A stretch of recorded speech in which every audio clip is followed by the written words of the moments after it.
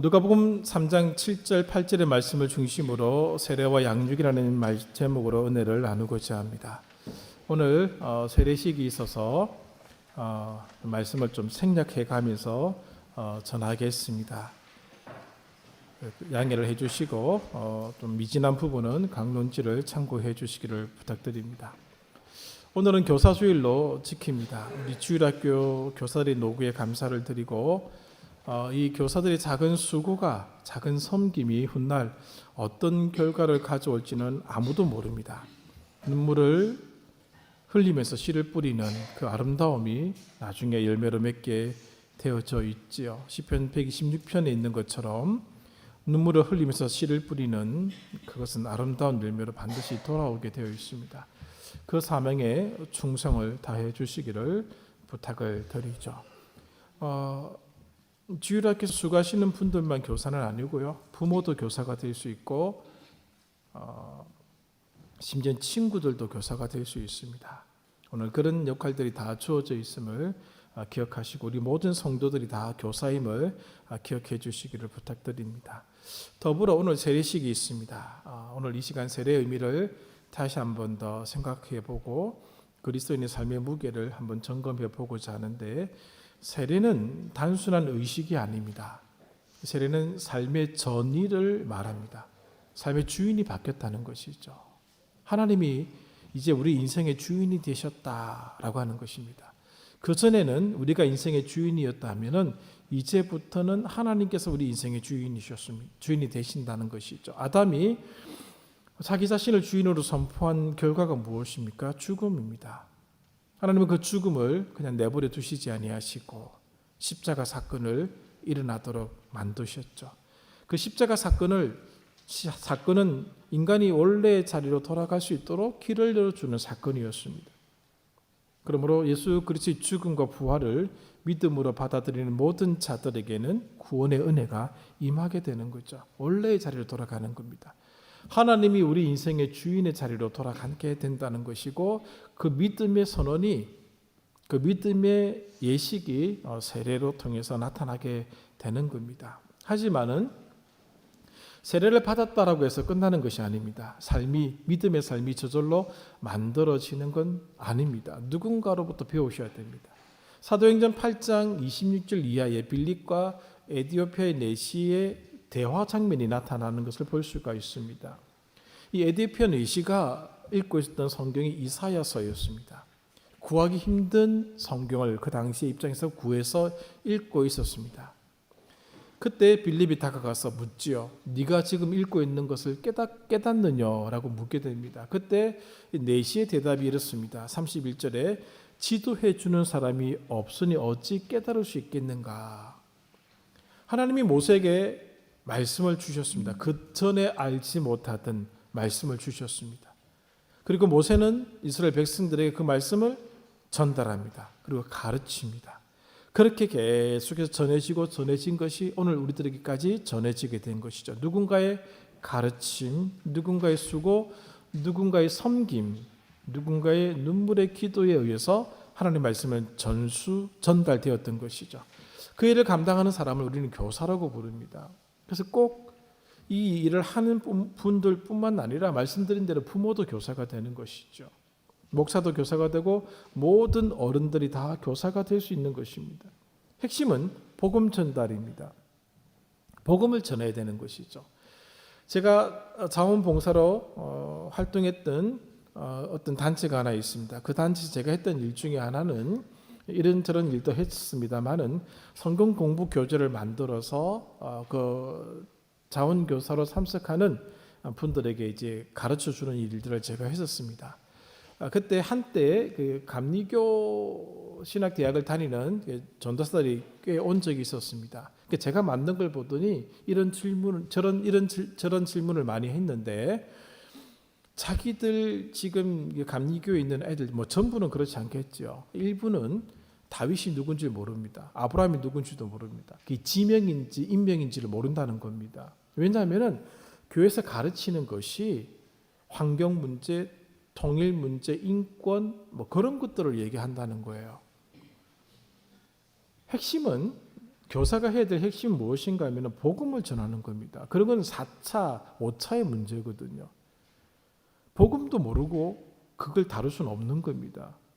예수를 믿는 것이 무엇인지 모르는데 그 다음에 것을 할 수는 없는 겁니다. 오늘 교사가 해야 될 핵심적인 사명은 복음 전달입니다. 그 다음이 삶의 모범입니다. 그래서 오늘 세례와 양육이라는 제목으로 세례의 가치와 양육의 중요성을 한번 짚어보고자 하는 겁니다. 오늘 본문에 세례 요한이 등장하죠. 이 세례 요한의 역할이 굉장히 중요합니다. 이사야 40장 3절부터 5절까지의 말씀을 성취하는 자로 등장을 하게 되고 오늘 이 세례를 행하고 있는 세례 요한의 모습을 통해서 아주 중요한 것을 발견할 수가 있고 3장 21절에 예수께서 세례를 받으시게 되는 장면도 등장하게 됩니다. 이로써 예수님의 공적인 사역이 시작되게 되는 것이죠. 3장 22절 성령이 비둘기같이 형체로 그의 위에 강림하시더니 하늘로부터 소리가 나기를 너는 내 사랑하는 아들이라 내가 너를 기뻐하노라 하시니라 라고 하면서 23절에 예수께서 가르치심을 시작하실 때라고 시작합니다. 공생애가 세례 요한으로부터 세례를 받으심으로 시작되고 있음을 알려주고 있는 것이죠. 이때 세례 요한은 자신의 이 세례 행위를 통해서 세 가지를 지금 드러내고 있는데 첫 번째는 참된 회개가 없는 세례는 아무 소용이 없다라고 얘기하고 있습니다. 오늘 본문을 보십시오. 7절에 요한에게 세례 받기 위하여 나오는 무리들이 있었습니다. 그 무리들을 향하여 나에게 세례를 받으러 오니까 환영한다라고 얘기하지 않습니다. 욕부터 합니다. 독사의 자식들아. 세례요한이 어떤 욕을 했는지는 모르죠. 좋은 얘기 아닌 욕입니다. 욕. 오늘날로 번역을 하면은 어떻게 번역했는지 모르죠. 여러분이 제일 잘하는 욕을 한번 넣어보시면 딱 되는 겁니다. 그리고 나서 8절에 회개에 합당한 열매를 맺어라 라고 얘기하고 있습니다. 세례 받는 것이 중요한 것이 아니다. 그에 따른 삶이 있어야 된다라고 하는 것을 이야기해 주고 있는 것이죠. 유대인에게도 마찬가지입니다. 왜 이런 얘기를 하는가 하면 8절에 유대인들이 아브라함이 우리 조상이다 라고 여기고 있는 것이죠. 아브라함이 우리 조상이면 우리는 당연히 구원받는 족속이 된다는 것입니다. 세례를 받으면 당연히 구원받는 게 된다고 생각했던 사람들에게 이 말씀을 하고 있는 거죠. 그렇지 않다는 것이죠. 회개에 합당한 열매가 맺혀지지 않으면 소용없다는 겁니다. 9절 보십시오. 이미 토끼가 나무 뿌리에 놓였으니 좋은 열매 맺지 아니하는 나무마다 찍혀 불에 던져질 것이다 라고 말씀하고 있지 않습니까? 심판, 하나님의 진노를 받게 된다는 말씀을 해주고 있는 겁니다. 참된 회개 없이 세례는 의미가 없습니다. 여러분 다 웬만한 분 다 세례를 받으셨거든요. 세례 받은 자로서의 참된 합당한 삶을 만드셔야 됩니다. 세례 받음으로 구원이 보장되는 게 아닙니다. 그걸 꼭 기억하셔야 됩니다. 내가 세례 받았으니까 끝났다? 아닙니다. 저는 세례 공부할 때 이것을 결혼에 비유해서 가르쳤습니다. 결혼식 끝났다고 모든 게 다 행복하고 끝입니까? 아니지 않습니까? 만들어 가야 될 삶이 있습니다. 만들어 가야 될 사랑이 있습니다. 오늘날 왜 가정에 어려움들이 생깁니까? 그것이 끝인 줄 알고 있는 거예요. 아니에요. 더 많은 노력과 더 많은 희생이 따라가는 겁니다. 그게 합당한 사랑한다라고 말한 것에 합당한 삶이 뒷받침되어야 된다는 것이죠. 세례도 마찬가지입니다. 예수를 나의 주인으로 고백을 했습니다. 그러면은 그 고백에 합당한 삶이 뒤따라와야 된다는 것이죠. 그것을 얘기해 주고 있는 것이죠. 10절부터 14절까지가 그 얘기를 하고 있습니다. 무리에게 세례요한이 무리하고 10절, 12절, 14절 보시면은 세례요한이 이 말을 듣고 무리들이 이렇게 질문합니다. 우리가 어떻게 하면 좋겠습니까? 그때 세례요한의 대답이 11절에 무리들에게는 옷이 두 벌 있으면 나누라. 먹을 것이 있으면 나누라. 세리들에게는 부과된 것 외에는 거두지 말라. 그들은 4배 이상을 거두어 드리셨습니다. 이걸 확인할 수 있는 장면이 누가복음 19장에 나오죠. 삭개오 사건이죠. 삭개오가 이렇게 말합니다. 주님을 만났는데 내가 4배나 갚겠다라고 말씀하고 있죠. 4배 이상 거두어 드렸다는 겁니다. 로마 정부에 갖다 바칠 세금 액수는 그냥 갖다 바치고 나머지는 그냥 거두어 드릴 수 있는 액수였습니다. 그렇게 하지 말라는 겁니다. 군인들에게 얘기합니다. 겁탈하지 말라, 강탈하지 말라, 거짓으로 고발하지 말라, 급료로 촉한 줄 알라. 완장 찼다고 힘쓰지 말라 그 말이죠. 힘으로 누르지 말라는 겁니다. 세례 받았으면 세례 받음에 합당한 삶을 만들라는 겁니다. 서로 관대하라는 것이죠. 어떻게 살아야 하는지를 보여주고 있는 말씀입니다. 세례를 받은 사람의 삶이 10절부터 14절까지 나타나고 있는 것이죠. 세례는 이런 얘기를 하면서 자기가 오해를 받게 되죠. 15절에 사람들이 혹 그가 그리스도이신가 심중에 생각합니다. 그것을 알아챘던 요한은 16절에 나는 그의 신발끈을 풀기도 감당하지 못하는 사람이다. 나는 물로 세례를 주시지만 그분은 성령과 불로 세례를 주시는 분이다 라고 말하고 있습니다. 물 세례로 끝나는 것이 아닙니다. 성령과 불 세례가 뒤따라온다는 것이죠. 하나님을 더 깊이 깨닫게 될 때 일어나는 현상 중에 하나입니다. 동시에 일어날 수도 있고 따로따로 일어날 수도 있습니다. 그것이 오늘 우리에게 필요하다. 결혼하고 난 뒤에 사랑을 하며 살아가는 가정의 모습을 생각해 보십시오. 초반에는 그 사랑과 10년, 20년, 30년, 40년 흘러가면서 만드는 사랑은 다른 겁니다. 성령과 불로 받는 세례도 그런 것을 얘기해 주고 있는 것이죠. 하나님을 더 깊이 알아가는 것을 얘기해 주고 있는 것이죠. 어느 날 순간 내가 죄인됨을 더 깊이 깨닫게 되고 하나님의 은혜가, 하나님이 베푸신 구원의 그 역사가 얼마나 놀라운 것인지를 아는 시간이 불현듯 밀려올 때가 있습니다. 세례 받기 전에 일어날 수도 있고 세례 받은 후에도 일어날 수도 있고 세례 받는 순간에도 일어날 수가 있어요. 그것이 오늘 그리스도로부터 주어진다라고 세례 요한은 말씀하고 있는 것입니다. 아브라함의 자손이라고 하는 것이 오늘 유대인들에게 구원을 보장해 주지 못하는 것처럼 세례 받았다라고 하는 것이 그것을 보장해 주는 것은 아니다라고 하는 것이죠. 그에 합당한 삶을 살아가야 된다는 것이죠. 내가 세례 받았다라고 하는 것을 증명하는 삶이 뒤를 따라와야 된다는 사실을 말씀을 해주고 있는 겁니다. 그러므로 세례사에게는 양육이 필요한 것이죠. 세례를 받았고 유아세례에 참여했다고 해서 저절로 성도가 된 거 아닙니다. 거듭남의 경험이 뒤따라와야 됩니다. 요한복음 3장에 니고데모가 다시 태어나야 된다는 예수의 말씀을 듣게 되죠. 거듭남입니다. 그것을 세례 요한은 세례에 합당한 열매라고 말씀하고 있는 것이죠. 여러분, 신앙생활은 교회 생활이 아닙니다. 교회에서 하는 모든 일에 참여한다고 신앙생활이 이루어지는 게 아닙니다. 신앙생활은 하나님을 알아가는 겁니다. 요한복음 17장 3절에 아주 무서운 말씀이 하나 있습니다. 제가 읽어드리겠습니다.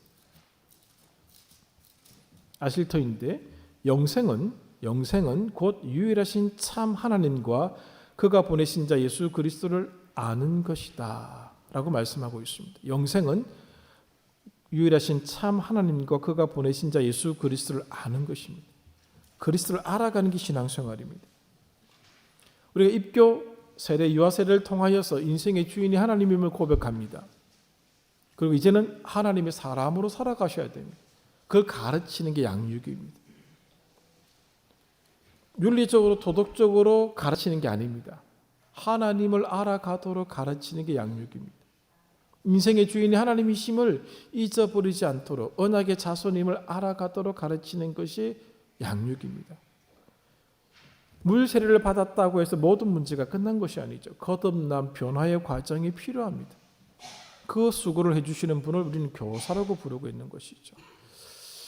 목회가 무엇일까라는 질문을 가끔 던져봅니다. 어젯밤에도 지인하고 통화를 하면서 그런 얘기를 좀 했습니다마는 목회가 뭘까? 최근에 제 머릿속에 남겨진 것은 한 생명에 대한 헌신이 아닐까라는 생각을 하게 되었어요. 연민이 아닐까. 생명에 대한 연민이 목회다라는 생각을 하게 되었습니다. 우리가 주일학교 선생으로 교사로 봉사하고 있는 것은 그냥 맡은 일로 끝나는 것이 아니고 한 생명에 대한 헌신이죠. 교회에서 하는 모든 일들이 다 그렇습니다. 교회를 움직이는 데 목적이 있는 게 아닙니다. 한 생명에 대한 헌신이죠. 그리고 교사는 한 생명을 하나님의 간절한 부르심으로 인도하는 자임을 잊지 말아야 합니다. 유아 세례를 받는 아기들이 있습니다. 그 부모는 그 아기를 양육할 책임을 하나님이 주신 겁니다. 그 생명을 하나님의 간절한 부르심으로 인도하는 역할이 부모에게 주어져 있습니다. 지난주에 말씀드렸죠. 돈으로 쳐 바른다고 아기가 잘 크는 것 아닙니다. 하나님이 인생의 주인이심을 깨닫게 하는 것이 그 부모의 책임이고 그것이 인생을 바꾸는 강력한 힘입니다. 세례는 관문입니다. 이제부터가 시작이라는 것이죠. 세례는 지금부터 그 사람이 하나님과 관계 있는 자라는 하나의 표정입니다. 그것을 가르쳐 줘야 되고 그것을 알려줘야 될 책임이 양육자에게 있는 것이죠. 에디페의 내시가 깨닫게 해주는 자가 없으니 내가 어떻게 알 수가 있겠느냐라고 얘기했던 것처럼 저절로 되는 게 아닙니다. 혼자 되는 것도 아닙니다. 공동체가 필요합니다. 우리 공동체의 다 책임이죠. 유아 세례 받는 아이들이 제대로 크게 해주는 것은 우리 공동체의 책임이 되는 것이죠. 또 세례는 하나님의 관에 새롭고 진정한 순종을 요청하는 겁니다. 그 첫 출발점이 세례 요한의 말씀에 따르면 회개입니다. 하나님이 인생의 주인이 아니었던 자리에서 회개하고 돌이켜서 하나님이 인생의 주인이 되는 것으로 삶을 살아가는 것이죠. 우리 자녀들이 세례를 받은 몸으로 살아가게 될 것입니다. 불의한 자리에 있을 수 없지 않습니까? 거룩한 자리에 있을 수 있도록 가르쳐 줘야 되는 것이 오늘 양육자들의 모습이죠. 세례 요한은 오늘 세례에 합당한 회개에 합당한 열매를 맺을 것을 요청하고 있는 것이죠. 그 모습이 나타나야지만이 오늘 양육을 받는 대상자들이 그것에 영향을 받을 수밖에 없는 겁니다. 세례는 기독교 신앙과 구원 교리로 자녀들을 훈계할 것을 요청해 주고 있는 시간입니다. 부모들에게 1차적인 사명이 있죠. 신명기 6장에 보면은 들어갈 때, 나갈 때, 앉을 때, 서 있을 때, 잠들 때 어느 순간이든지 가르칠 것을 명령하고 있습니다. 오늘 위탁받은 거죠. 부모에게서는 부지런히 가르쳐야 되는 것이죠. 언약의 가정 속에서 언약의 백성으로 성장하도록 해야 되는 것이 사명이 되는 것입니다. 우리도 마찬가지입니다. 다 세례 받으셨습니다. 대부분이 세례 받은 자로서의 삶이 어떤 것인지를 깊이 있게 들여다보셔야 됩니다. 무엇을 가르칠까? 복음을 가르치셔야 됩니다. 성경을 가르치셔야 됩니다. 읽어주셔야 됩니다. 머리맡에서 읽어주셔야 됩니다. 기도해 주셔야 됩니다. 그것이 가장 중요한 것이죠. 그 토대 위에 그 다음의 것들이 만들어지는 것입니다. 잘 모르시더라도 괜찮습니다. 어머니가 읽어주는 성경 구절들은 목사가 읽어주는 성경 구절보다 더 강력한 힘이 있습니다. 잘 모르셔도 배워가면서 가르치시면 되는 겁니다. 그때 성령께서 함께 하실 것입니다. 말씀을 정리합니다. 디모데 후서에 보면은 디모데의 외할머니와 어머니가 소개되는데 외할머니의 이름은 로이스고 어머니의 이름은 유니게입니다. 그 당시에 어떤 프로그램이 있었겠습니까? 어떤 교보제가 있었겠습니까? 그러나 이 외할머니 로이스와 유니게는 디모데를 초대교회의 지도자로 세웠습니다. 만들었습니다. 어린 나이에 초대교회를 이끌어갈 수 있는 사람으로 만들었던 것입니다. 그분들이 했던 것이 무엇일까 한번 생각해 보니까 두 가지밖에 떠오르지 않았습니다.